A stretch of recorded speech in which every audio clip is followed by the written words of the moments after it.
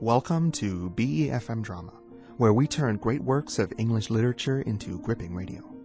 Tonight we're presenting Part 3 in a 5-part adaptation of The 5 Orange Pips, a gripping Sherlock Holmes mystery from Sir Arthur Conan Doyle.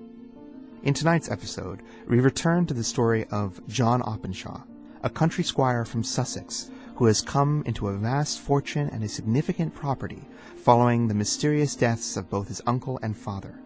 In each case, following the arrival of a mysterious letter containing nothing but 5 orange pips, or seeds, and the letters K.K.K. written in red ink on the inside flaps of the envelopes. John Openshaw's uncle, Elias, was the first to die. He was a reclusive, bitter, angry man who had made his fortune on a plantation in the American South at a time when the vast agricultural economy of the region was driven by the horrifying and inhuman practice of African American slavery. Elias served with pride in the Confederate States Army during the U.S. Civil War, fighting to preserve slavery and the breakaway Confederate government, and later fled back to England with his ill-gotten fortune. The mysterious letters, the orange pips, and the red K's in the envelope all point towards some evil darkness in Colonel Elias Openshaw's American past, a darkness that finally caught up with him at his estate in rural England. A year after the colonel's death, his brother Joseph, who had nothing to do with his time in America, also received an envelope with the 5 orange pips and died mysteriously soon after. Now Sherlock Holmes and Watson listen to the end of the unfortunate young landowner's tale in our 3rd episode of The 5 Orange Pips. Holmes and I listened with rapt attention as our client began to wend his way towards the conclusion of the strange and terrible tale, and to the events that had brought him before us that stormy night. And so, in this sinister manner, with the death of my father and uncle, I came too early into my inheritance. You might ask me why I did not rid myself of the property. Because I was convinced that my troubles were in some way connected with an incident in my uncle's past, and that the dangers I faced would be the same no matter where I made my home.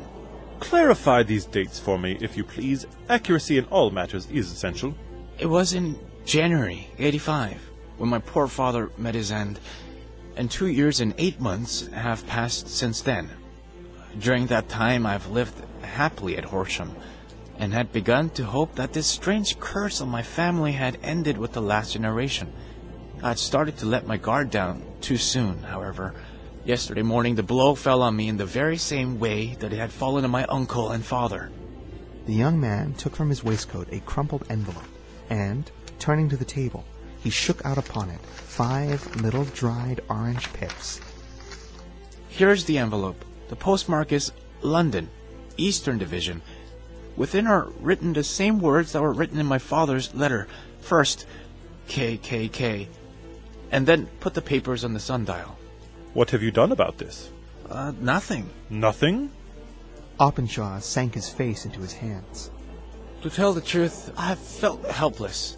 I feel like one of those poor rabbits when the snake is coming towards it. I seem to be in the grasp of some irresistible, inexorable evil, and no foresight and no precautions can guard against it. You must act, man, or you are lost. Nothing but energy can save you. This is no time for despair. I have seen the police. Ah. But they listen to my story with a smile. I am convinced that the inspector believes that the letters are all practical jokes, and that the deaths of my relatives really were accidents, as the jury stated, and were not connected with the warnings. Holmes shook his clenched hands in the air. Incredible imbecility. They have, however, allowed me a policeman who is staying in the house with me. Has he come with you tonight? No, his orders were to stay in the house. Again, Holmes raved and waved his hands. Why did you come to me, and above all, why did you not come at once? I did not know. It was only today that I spoke to Major Prendergast about my troubles, and was advised by him to come to you. It has been 2 days since you received the letter. You should have acted before this. You have no further evidence, I suppose, other than what you have placed before us? No suggestive detail which might help us? There is one thing. He rummaged in his coat pocket and drew out a piece of discolored blue-tinted paper. which she laid out upon the table. I remember that on the day when my uncle burned the papers from the K.K.K. box, I observed that the small, unburned margins which lay amid the ashes were of this color. I found a single sheet on the floor of his room. I think that it may be one of the papers from his box, that it somehow got separated from the others and escaped the fire. Beyond the mention of pips, I did not see how it helps us much. I think it might be a page from a private diary. The writing is undoubtedly my uncle's. I'd recognize it anywhere. Holmes moved the lamp, and we both bent over the sheet of paper, which showed by its ragged edge that it had indeed been torn from a book. It was headed March 1869, and beneath was the following strange ledger. 4th, Hudson came. Same old platform. 7th, set the pips on Macaulay, Paramore, and John Swain of St. Augustine. 9th, Macaulay cleared. 10th, John Swain cleared. 12th, visited Paramore. All well. Holmes folded up the paper and returned it to our visitor. Thank you. And now you must not lose another instant. We cannot spare any time, even to discuss what you've just told me.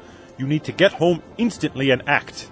What shall I do? There is but one thing to do, and it must be done at once. You must put this piece of paper, which you have shown to us, in the brass box which you have described. You must also put a note to say that all the other papers were burned by your uncle, and that this is the only one which remains. You must assert that in such words as it will carry conviction with them. Having done this, you must at once put the box upon the sundial as directed. Do you understand? Entirely. Do not think of revenge or anything of the sort. I think that we may gain that by means of the law, but we need time to set our trap, while theirs is already waiting. The first thing is to remove the immediate danger that now threatens your life. The second is to clear up the mystery and punish the guilty parties. Openshaw rose and put on his overcoat. I thank you. You have given me fresh life and hope. I'll certainly do as you advise.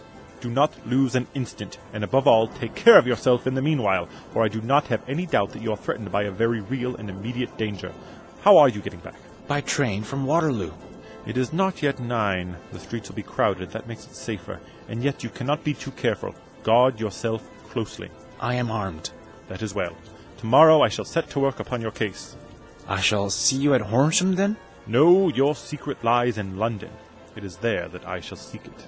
Then I shall call upon you in a day, or in 2 days, with news as to the box and the papers. I shall take your advice in every particular. He shook hands with us and took his leave. Outside, the wind still screamed, and the rain splashed and pattered against the windows. The strange, wild story seemed to have come to us from amid the mad elements, blown in upon us like a sheet of seaweed in a gale, and now to have been reabsorbed by them once more. Sherlock Holmes sat for some time in silence, with his head sunk forward and his eyes bent upon the red glow of the fire. Then he lit his pipe, and, leaning back in his chair, he watched the blue smoke rings as they chased each other up towards the ceiling. I think, Watson, that among all our cases we have had few more fantastic than this. Except for that study in scarlet business, or the incident of Miss Stoner and her speckled band, perhaps. Well, yes, maybe. Perhaps those. We have had some odd ones, haven't we? And yet, this John Openshaw seems to me to be walking amid a remarkable degree of danger. If there ever was a marked man, it was John Openshaw. I only hope my aid is not too late. Have you formed any definite idea as to what form the danger might take? There can be no question at all as to their nature. Then what are they? Who is this K.K.K. and why does he pursue this unhappy family?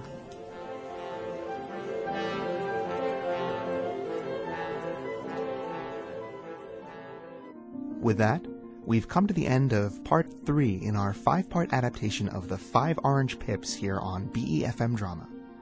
Join us again tomorrow evening as we move towards the conclusion of the strange mystery that has already claimed the lives of 2 men and seems to be inextricably related to that sinister acronym, K.K.K. Has Sherlock Holmes seen it through to understand the meaning of this code and how it connects back across the Atlantic to the ugly slave-holding history of the United States and the seismic repercussions of the American Civil War? Find out tomorrow night as you rejoin me, your host, Joshua Cornwell, here on BeFM Drama for part 4 in our adaptation of The 5 Orange Pips. From our studio in Busan, I wish you a wonderful night.